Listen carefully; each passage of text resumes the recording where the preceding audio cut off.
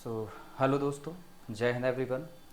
मैं Rahul Indore defence academy के इस यूट्यूब चैनल पर दोस्तों आप सभी का स्वागत करता हूं। दोस्तों मेरा इस यूट्यूब चैनल के माध्यम से आपसे जुड़ने का जो मेन उद्देश्य है क्लास दोस्तों वो ये है कि बहुत सारे लोग ऐसे हैं जो मैथ्स को लेकर ऐसे एस्पिरेंट्स जो अभी आने वाले एग्जामिनेशन जो एफकैट का होने वाला है, या फिर मैं ये बोलता हूँ कि आप किसी भी वनडे एग्जामिनेशन की तैयारी कर रहे हैं, यदि उसमें आपको मैथ्स को लेकर या फिर एप्टीट्यूड वाले पोर्शन को लेकर ये फोबिया है, ये फियर है कि हम मैथ्स का सिलेबस कैसे कंप्लीट करें, या फिर हम उस मैथ्स वाले पोर्शन को, यदि आपका सिलेबस कंप्लीट हो चुका है तो हम उस वाले पोर्शन को एग्जामिनेशन में कैसे अटेम्प्ट करें।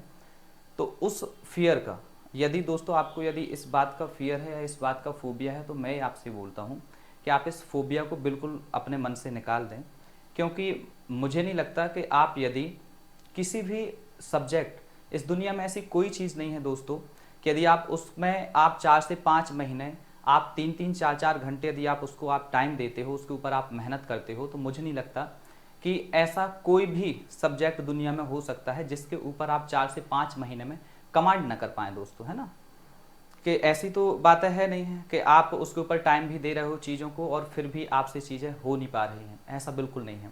और यदि मैं आपसे बोलता हूँ क्लास दोस्तों कि यदि आप किसी भी सब्जेक्ट को 4 से 5 महीने लगकर आप 2-2 3-3 घंटे टाइम दे दो, तो आप पाएंगे कि 4 से 5 महीने में जो एक आपका ऐसा पॉइंट था, एक वीक पॉइंट जो आपको आपकी लाइफ से पीछे लेकर जा रहा था, वही वीक पॉइंट एक मजबूत पक्ष बनकर आपको जीवन में आपको आगे लेकर जाएगा दोस्तों, है ना। बोलते हैं उसके लिए करना क्या पड़ेगा दोस्तों, उसके लिए करना ये है कि कभी भी जीवन में हमें किसी भी चीज़ को लेकर टाइम देना पड़ता है ना, अपने कंफर्ट जोन से बाहर निकलना पड़ता है। कहते हैं ना दोस्तों कि नदियों सा आदर पाना है तो पर्वत छोड़ निकलना होगा, और सूरज जैसा बनना है तो सूरज जितना तपना होगा। क्लियर है ना। दुनिया में कोई भी अचीवमेंट ऐसी नहीं है कि जिसको आप बिना जप और तप के पा सकते हैं। बात आप मेरी समझ पा रहे होंगे दोस्तों कि यदि आपको कभी भी जीवन में कुछ पाना है तो आपका जप जो है, आपका जप क्या है। जप का मतलब ये नहीं है कि मैंने आपसे ये बोल रहा हूँ कि आप माला लेकर बैठ जाएं और माला ऐसे जपने लग जाएं, नहीं। जप का मतलब ये होता है दोस्तों कि आप अपने जीवन में जो भी करना चाह रहे हैं उसके लिए जो आपकी तैयारी है, completion of the syllabus and revision of the subject ही आपका जप है दोस्तों। और जो उसके ऊपर आप टाइम स्पेंड करेंगे 3 से 4 महीने, 4 से 5 महीने का, वही आपके पास में आपकी तपस्या है दोस्तों। तो ये तो आपको करना पड़ेगा, ठीक है। दूसरी चीज ये है कि इस एग्जामिनेशन की तैयारी के लिए जो मैथ्स वाला पोर्शन है वो हम कैसे करेंगे। उसके लिए देखो, किसी भी एग्जाम की तैयारी से पहले दोस्तों ये होता है कि पहला काम आपका ये है कि आप जो भी एग्जामिनेशन आप देने जा रहे हैं, जिस भी एग्जामिनेशन में आप अपीयर होने जा रहे हैं, उसके लिए आप क्या करें कि सबसे पहले उस एग्जामिनेशन को जो कमीशन है, जो कंडक्ट करा रहा है, जो कमीशन या फिर जो आयोग आपका उससे करवा रहा है एग्जाम को, उस कंडक्ट कराए द्वारा, जो आपके कमीशन द्वारा कंडक्ट कराया गया एग्जाम है, उसमें आप ये देखो कि लास्ट के 4 से 5 ईयर्स में, प्रीवियस ईयर में कौन किस टाइप के क्वेश्चंस पूछे गए हैं। क्लियर है। क्योंकि जब तक हमें दोस्तों ये पता नहीं होगा कि किसी भी बैटल में, आप ये देखो ना, किसी भी बैटल में जाने से पहले यदि हमें ये पता नहीं होगा कि वहाँ की ज्योग्राफी क्या है, किस टाइप का वेदर रहेगा, तो हम कैसे उसको जीत पाएंगे। बात समझ पा रहे हो आप मेरी। तो किसी भी एग्जामिनेशन की भी तैयारी करनी है तो आप यदि, जब तक हमें ये पता नहीं चलेगा कि उसमें किस टाइप के क्वेश्चंस पूछे गए हैं, तो हम कैसे उसको कर पाएंगे। क्लियर है ना। तो इसके लिए आपको ये दोस्तों करना है कि 4 से 5 सालों के जो क्वेश्चंस पेपर हैं आप उनको एक बार देखें, और उसमें आप देखें कि हमें किस टाइप के क्वेश्चंस की तैयारी करनी है और किस टाइप के क्वेश्चंस हमें छोड़ने हैं। क्लियर हो गई बात। दूसरी बात यह है कि अब आपको ये क्वेश्चंस कहाँ से पाए हम, क्योंकि एफकैट आपको पता है कि जब हम एग्जाम देते हैं तो उसका क्वेश्चन पेपर बाहर डालने के लिए आपको नहीं मिलता है, ठीक है ना। तो इसके लिए आपको कहीं और भटकने की जरूरत नहीं है। हमारी इंदौर डिफेंस एकेडमी की टीम ने 2011 से लेकर 2022 तक के पेपर वाइज ना ही, बल्कि आपके टॉपिक वाइज जो जो पेपर में, जैसे जो इंपॉर्टेंट टॉपिक है, जैसे प्रॉफिट एंड लॉस है, एवरेज है, टाइम एंड वर्क है, तो इन सभी के दोस्तों हम लोगों ने 2011 से लेकर 2022 तक जो एफएट के द्वारा टोटल एग्जाम्स कंडक्ट कराए गए हैं, उनमें हम लोगों ने जो topic wise questions, best questions हो सकते थे, उनको हम लोगों ने निकाला है, और इस अभिनंदन सीरीज के माध्यम से हम आप तक इन सब कलेक्शंस को और इन सब कंटेंट को आपको पहुंचाएंगे, ठीक है ना। तो इसके लिए आपको कुछ नहीं करना है, आप हमारे साथ में जुड़ जाएं और आप जुड़े रहें और अपने दोस्तों को भी ये लिंक शेयर करें क्लास, है ना। So without any further delay हम क्लास को अपना सेशन स्टार्ट करते हैं। And before starting the session guys, please share the link of this session to all of your friends so that maximum people would get the benefit of this series. Clear है ना। तो आगे बढ़ने से पहले हम आज यहाँ पर एक टॉपिक लेंगे दोस्तों, और वो टॉपिक है प्रॉफिट एंड लॉस। आपको पता है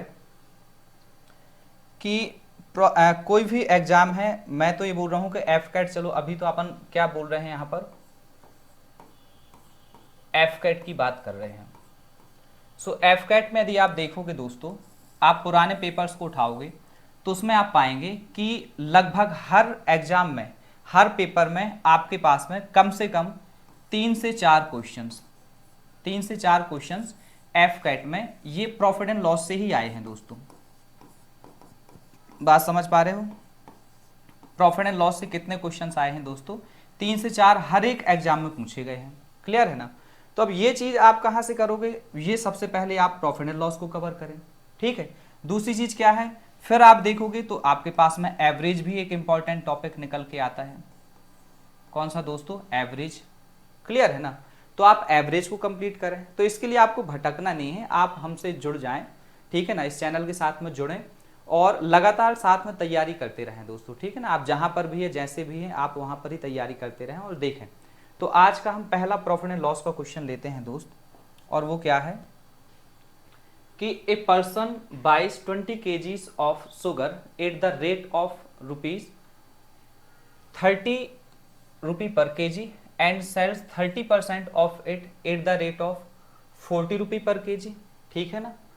eight what rate he should sell the remaining sugar so as to gain 10% overall process। Question ये बोल रहा है क्लास कि एक व्यक्ति है जो 20 किलोग्राम शुगर को 30 रुपए पर केजी के हिसाब से 20 किलोग्राम शुगर को 30 रुपए पर केजी के हिसाब से क्या करता है, खरीदता है। तो आप ऐसे समझो क्लास कि कभी भी, मैं इससे पहले आपको थोड़ा सा बेसिक बताऊंगा प्रॉफिट एंड लॉस का क्या है। आप देखो, समझे इस बात को।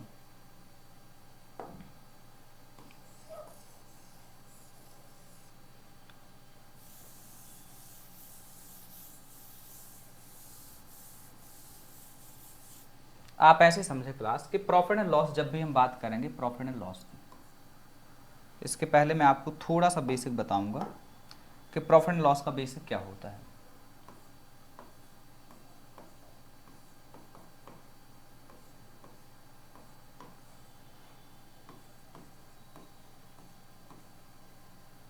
प्रॉफिट एंड लॉस आप देखें, समझो दोस्तों आप, कि यदि मैं आपसे बोल दूं कि आपने एक 100 रुपए की कोई चीज मार्केट से आपने खरीदी, आपने 100 रुपए की कोई मार्केट से कोई वस्तु खरीदी दोस्तों, ठीक है। और इसे आपने 120 रुपए में सेल कर दिया दोस्त।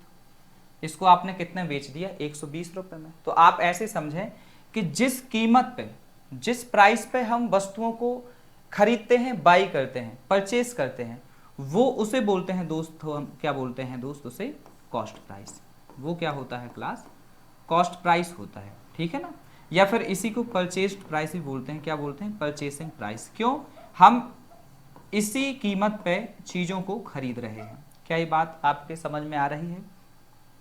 तो आप समझे दोस्त कि इसको हिंदी में क्या बोलते हैं? हिंदी में बोलते हैं इसको क्रय मूल्य। इसको क्या बोलते हैं हिंदी में?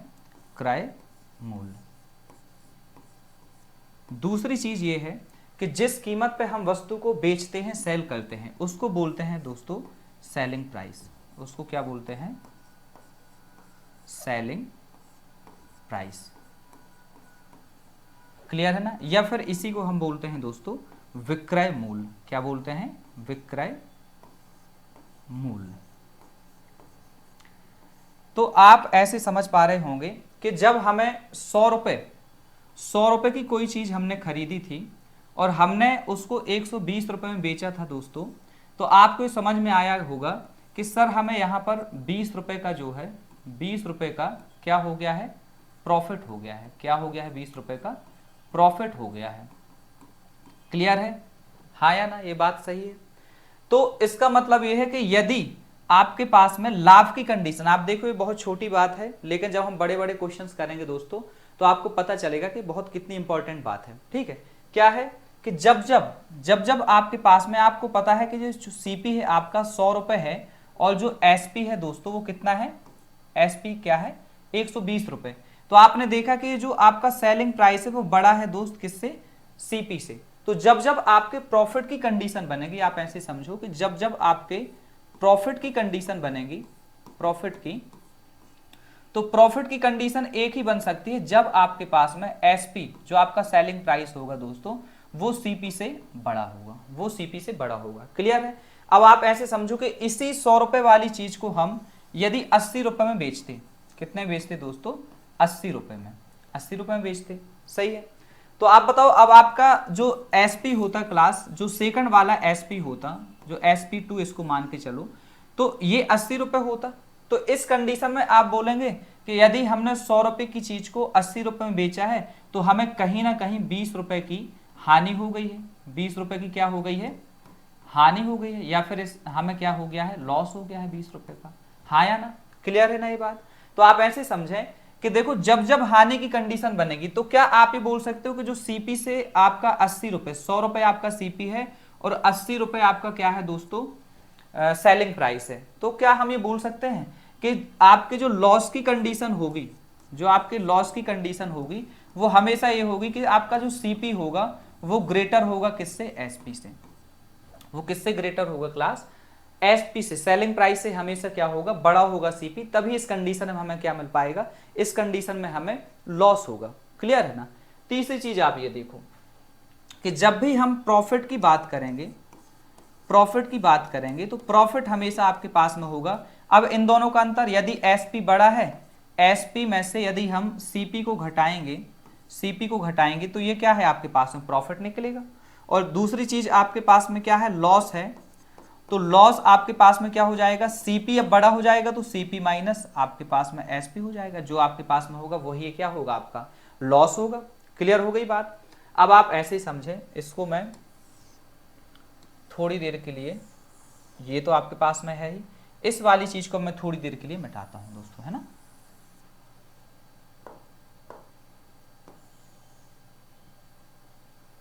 अब आप ऐसे समझें कि आपने ये समझ गए होंगे दोस्तों कि कभी भी आपके पास में लॉस जब भी होगा, लॉस जब भी होगा वो हो जाएगा आपके पास में सीपी माइनस एसपी, और जो आपके पास में प्रॉफिट होगा,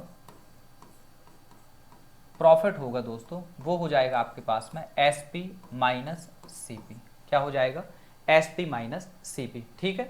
लेकिन जब भी हम परसेंट की बात करेंगे, परसेंट की बात करेंगे दोस्तों, तो ये जो आपके पास में प्रॉफिट परसेंट बनेगा, प्रॉफिट परसेंट, अब देखो जब भी आप परसेंटेज वाला टॉपिक पढ़ेंगे ना दोस्तों तो मैं आपको बताऊंगा कि वहां पर हमेशा हम 100 से कंपैरिजन करते हैं, इसलिए आपके पास में क्या होता है, वो परसेंट होता है, प्रत्येक 100 पर चीजें कितनी। तो अब यहां पर जब भी हम, आप बताओ मुझे कि जब भी हम प्रॉफिट या लॉस की कैलकुलेशन करेंगे, जब भी हम प्रॉफिट एंड लॉस के बारे में सोचेंगे तो क्या हम कंपैरिजन अपने कॉस्ट प्राइस से करेंगे, हाँ या ना, वही कंडीशन हो सकती है। नहीं तो आप बताओ इसके अलावा आप क्या कर सकते हैं, यही कंडीशन हो सकती है कि आप बोलोगे कि भैया हम मार्केट से 100 रुपए की कोई चीज लेकर आए थे और हमें 80 रुपए में बेचने में, 80 रुपए में बेचने में हमें 20 रुपए का लॉस हो गया भैया, है ना, ये कंडीशन होती है। या फिर आप ये बोलोगे कि भैया हम 100 रुपए की कोई चीज लाए थे और हमने 120 रुपए में बेच दी, तो कोई भी बता देगा आपको कि भैया इसमें तो आपको 20 रुपए का फायदा हो चुका है, यही कंडीशन। तो हम कंपैरिजन कहां से करते हैं, हर बार हमेशा अपनी सीपी से करते, कहां से करते हैं, अपनी कॉस्ट प्राइस से करते हैं। तो अब आप बताओ कि यदि हम प्रॉफिट परसेंट की बात करेंगे तो आपके पास में क्या होगा कि हम ये जो सीपी माइनस एसपी है, प्रॉफिट परसेंट क्या है, एसपी माइनस सीपी, तो एसपी माइनस सीपी का कंपैरिजन करेंगे कहां से, हम सीपी से, और परसेंट है तो हम परसेंट कर देंगे। तो प्रॉफिट परसेंट बराबर क्या निकलेगा दोस्तों, हमेशा कि एसपी माइनस सीपी अपॉन में सीपी इंटू 100। ये बात क्लियर है। दूसरी चीज आप देखें कि जब भी लॉस परसेंट की बात करेंगे, लॉस परसेंट की बात करेंगे तो लॉस परसेंट आपके पास में क्या होगा, वो हो जाएगा आपके पास में दोस्तों सीपी माइनस एसपी, और अपॉन में क्या हो जाएगा आपके पास में सीपी इंटू आपके पास में 100। और ये कब तक करना है दोस्तों, जब तक कि क्वेश्चन में लैंग्वेज ना बना कर दे कि अपने प्रॉफिट की कैलकुलेशन आप सेलिंग प्राइस पे करें या फिर मार्केट प्राइस पे करें, तब तक हमें अपने हिसाब से कुछ भी नहीं करना है। अपने हिसाब से हम केवल यही करेंगे कि हम कॉस्ट प्राइस पर ही प्रॉफिट या लॉस परसेंट निकालेंगे। क्लियर है ना। तो ये आपके पास में रहा दोस्तों बेसिक। एक दूसरी चीज एक और आप समझ लें कि अभी जब आपके पास में क्वेश्चंस आएंगे डिस्काउंट वाले, तो उसमें आप समझें कि जो आपके पास में एक होता है, हम मार्क प्राइस बोलते हैं इसको, क्या बोलते हैं मार्केट में, जिसको हम अंकित मूल्य बोलते हैं या फिर मार्क प्राइस। ये होता है दोस्तों अंकित मूल्य। क्या होता है, अंकित मूल्य होता है, सही है ना, मार्क प्राइस बोलते हैं। अब आप बताओ, जब भी आपके पास में क्रय मूल्य जो आपके पास में होता है, क्रय मूल्य जिसको हम बोलते हैं क्या, कॉस्ट प्राइस, सीपी, क्रय मूल्य से जितना भी आप बढ़ाकर, जितना भी आप इंक्रीज करके मार्क करोगे उसको बोलते हैं, यदि आप प्लस में कर रहे हो तो ये इसको क्या बोलते हैं, मार्कअप बोलते हैं। क्या बोलते हैं, मार्कअप। मार्कअप परसेंट भी बोल, आप जब भी मार्कअप परसेंट निकाला जाए तो मार्कअप परसेंट आपका अलग आएगा। सीपी से हम कितना इंक्रीज कर रहे हैं चीजों को, और सीपी से जब कंपैरिजन करके 100 से मल्टीप्लाई करेंगे तो आपका मार्कअप परसेंट निकल आएगा, सही है ना। तो आपके पास में ये जो क्रय मूल्य से लेकर मार्कअप, जो मार्क प्राइस तक की डिस्टेंस होती है, जो डिफरेंस होता है, उसी को बोलते हैं हम क्या बोलते हैं, मार्कअप बोलते हैं। तो आई होप कि आपको ये थोड़ा बहुत आपको प्रॉफिट एंड लॉस का बेसिक क्लियर हो गया होगा, सही है ना। अब कितने इसमें बहुत टाइप के क्वेश्चंस बनते हैं, मैं दोस्तों आपको बताना चाहूंगा कि एफकैट का उतना ज्यादा लेवल नहीं होता एप्टीट्यूड का, कि बहुत ज्यादा टफ क्वेश्चंस आते हैं। और आप देखेंगे ना कि ये हमने अभी जो क्वेश्चंस मैं करवाऊंगा, ये क्वेश्चंस इसके बेस्ट क्वेश्चंस हैं। तो आप इन्हीं से समझ जाओगे कि इतना खासा लेवल नहीं है, जितना लेवल आपका किसी और एग्जाम जैसे सीडीएस एग्जाम हो गया डिफेंस का, या फिर आपके पास में वनडे एग्जामिनेशन में आपका एसएससी सीजीएल होता है, सीजीएल का एग्जाम हो गया, इनसे टफ पेपर नहीं आता है आपका एफकैट का। एफकैट में बहुत लेवल थोड़ा सा कम होता है, ठीक है ना। अभी अब मैं क्वेश्चंस करवाऊंगा तो आप समझ पाएंगे कि यार इनका इतना ज्यादा तो लेवल ही नहीं है, ठीक। तो आप जैसे पहला क्वेश्चन आ गया है तो आप इसको समझें कि एक व्यक्ति जो है, a person buys 20 kg of sugar at the rate of 30 rupees per KG. तो आप ऐसे समझो कि यदि कोई व्यक्ति है 20 किलोग्राम 20 kg शुगर 30 रुपए पर केजी के हिसाब से खरीदे दोस्तों, तो इसका जो टोटल कॉस्ट बनेगा सीपी, वो टोटल क्या बनेगा, 20 × 60 यानी कितना, टोटल आपके पास में 600 रुपए होगा। मतलब इसने अपने घर से 600 रुपए स्पेंड कर दिए, हाँ या ना, ठीक है ना। अब दूसरी चीज ये बोल रहा है कि इसने जो है 30%, तो 20 kg का 30 ही sells 30% of it at the rate of 40 rupees per KG. तो इसका 30% क्या होगा, इसका 30% आप निकाल लें, तो 20 kg का जो 30% है दोस्तों वो कितना बनेगा, 2 × 6 kg। तो 6 kg आपके पास में है, 6 kg आप बताओ 1 kg का दाम कितना है, 30 रुपए, तो 6 kg का कितना बनेगा दोस्तों, 6 kg का बनेगा 6 × 18, इतना क्लियर है ना। तो आपके पास में टोटल कितना बनेगा, ये बनेगा 6 × 18 180। तो इसको कितने बेच पा रहा है वो, ये बोल रहा है कि इसको 40 रुपए पर किलोग्राम पे बेच पा रहा है। तो 40 रुपए, यदि 6 kg को 40 रुपए पर केजी पे बेचना चाह रहा है तो इसने 6 × 24 यानी 240 रुपए का सेल कर दिया होगा। इसने जो है 180 रुपए की चीजों को 240 पे सेल कर दिया है, हाँ या ना, ठीक है। दूसरी बात, अब ये बोल रहा है कि at what rate he should sell the remaining sugar so as to gain 10% on overall process.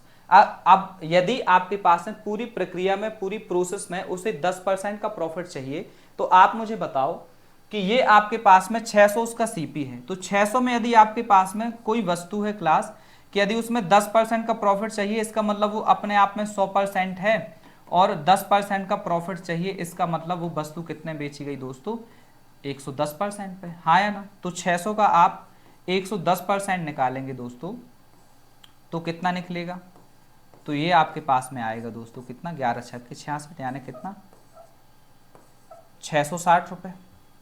कितना आएगा दोस्तों, 660 रुपए। अब एक बात बताओ कि उसके पास में यदि 6 kg वो बेच चुका है, तो अब 20 kg में से बचा कितना है, तो 6 kg यदि बेच चुका है तो 20 kg में से बचा है आपके पास में कितना, 14 kg, ठीक है ना।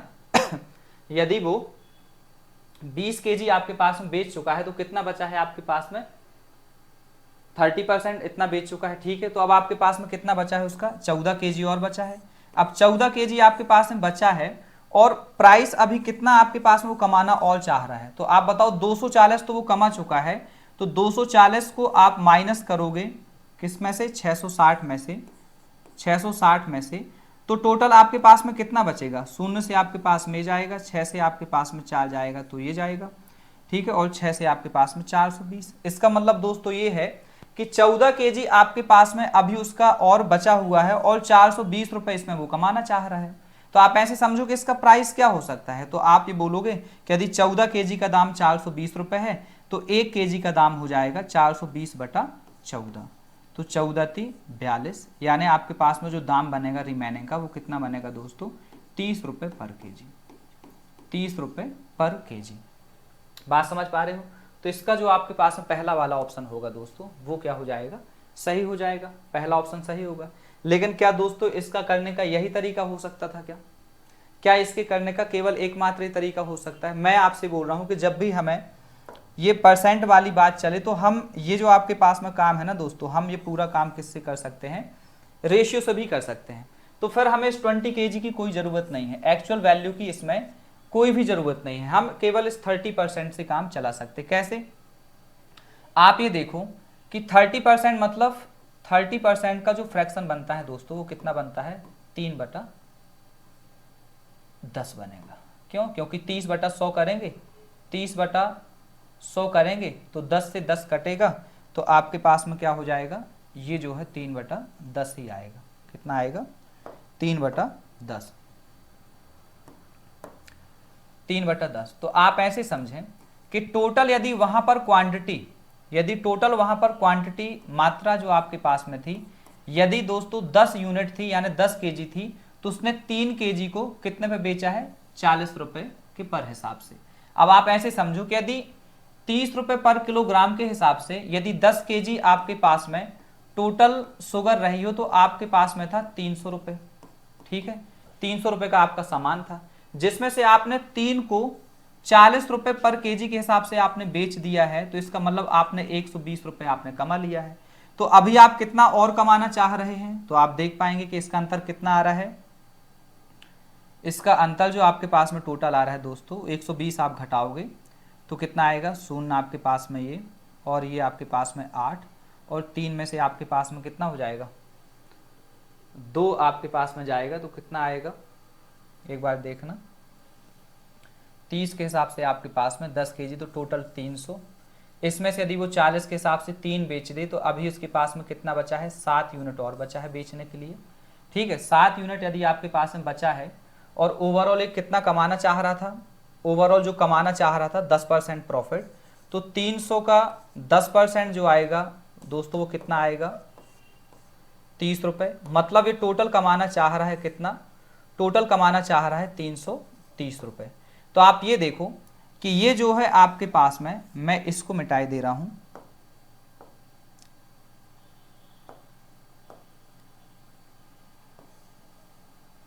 आप ऐसे समझो कि ये जो आपके पास में टोटल कमाना जो चाह रहा था दोस्तों वो कितना, 120 आप घटाओगे तो शून्य आपके पास में जाएगा, 3 में से आपके पास में जाएगा तो 1 बचेगा, और 3 में से 1 और जाएगा तो कितना बचेगा, 2। अब आप बताओ कि 7 यूनिट यानी 7 kg और बचा है और कमाना चाह रहा है वो कितना, 210 रुपये, तो 7 से वो कितना रुपए पर केजी बेचेगा, 30 रुपये पर केजी। तो इसका जो ऑप्शन क्या होगा दोस्तों, पहला ही हमेशा सही होगा। सही है, ये बात क्लियर आपकी समझ में आई होगी। अब हम बढ़ते हैं नेक्स्ट क्वेश्चन की तरफ। और एक और जो आपका क्वेश्चन रहा दोस्तों वो ये रहा कि the market price of an article is 5320, it is subject to 2 successive discounts, the first being 15% and the second at a rate of 20% of the first। ध्यान से पढ़ना क्वेश्चन, ठीक है। What is the selling price to nearest of the article? तो मैं आपसे ये बोलूंगा दोस्तों कि आप इसका स्क्रीनशॉट लेकर आप एक बार खुद भी ट्राई किया करें, ठीक है। एक बार खुद ट्राई करें और फिर जब चीज़ें ना आए तो फिर हम वीडियो में तो इसका सॉल्यूशन देखेंगे ही, ठीक है ना।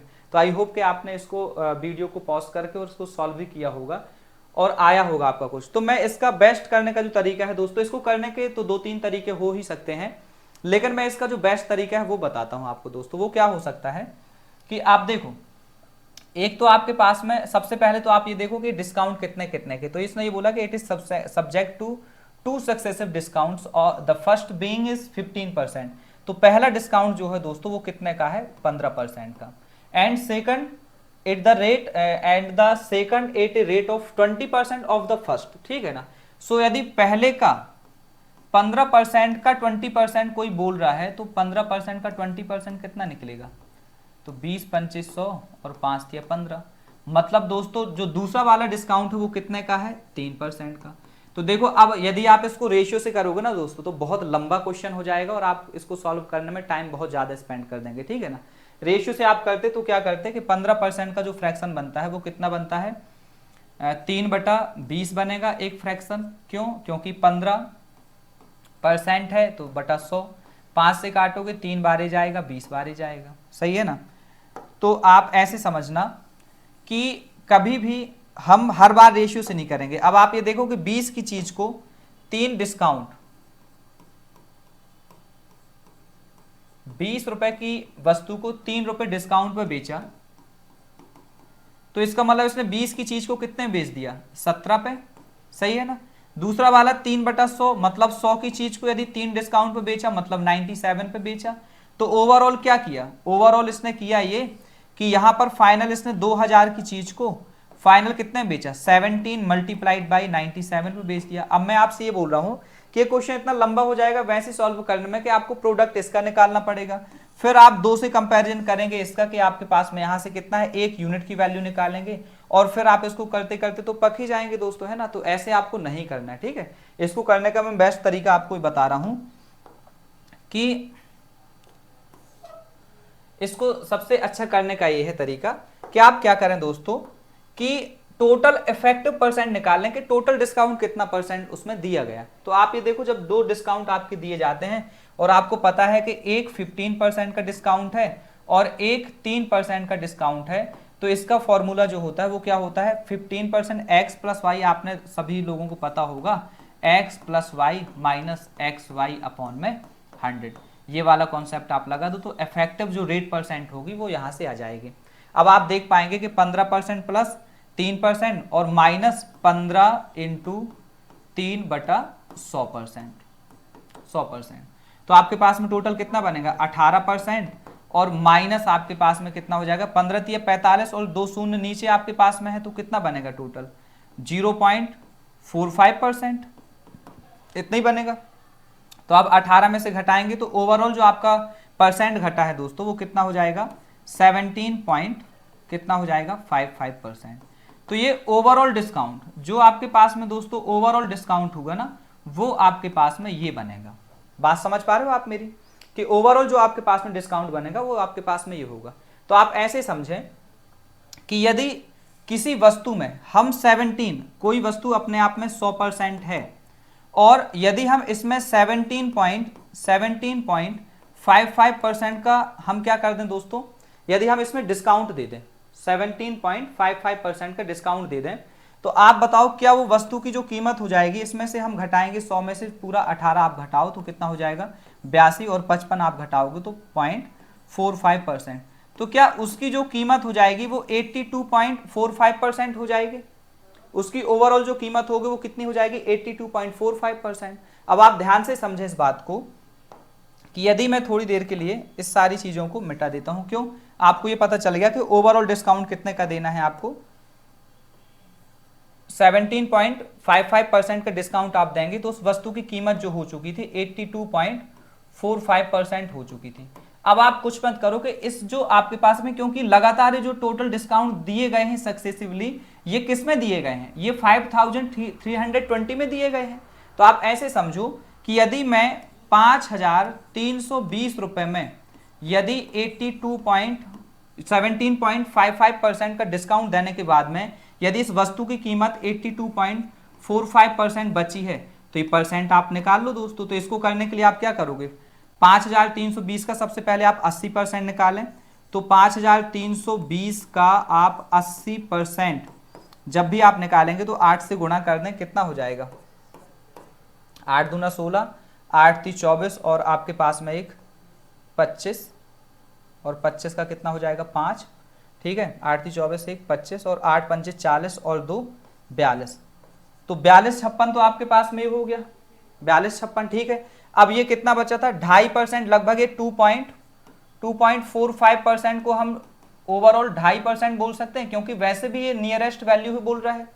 अब आप बताओ यदि इसका यदि हम 5320 का यदि हम 2.5% निकालें तो कितना हो जाएगा दोस्तों, 2.5% आपके पास में बनेगा, दशमलव आप हटाओगे तो वो तो शून्य अपन काउंट कर ही लेंगे।